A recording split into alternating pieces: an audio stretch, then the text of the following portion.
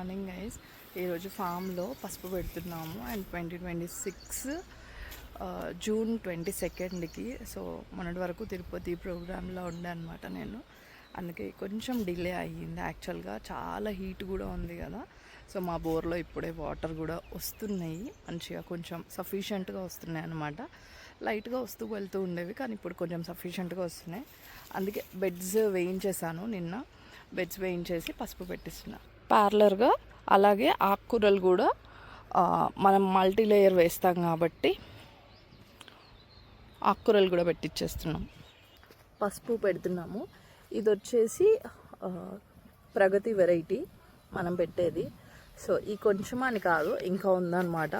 So different varieties అన్నీ కూడా practice చేస్తున్నాం ఈ ఇయర్ అయితే 5 వెరైటీస్ వరకు. మీరు ఏమేమి వెరైటీ వేశారో నాకు కూడా చెప్పండి, సో దట్ నెక్స్ట్ టైం నేను కూడా వేయడానికి ట్రై చేస్తాను.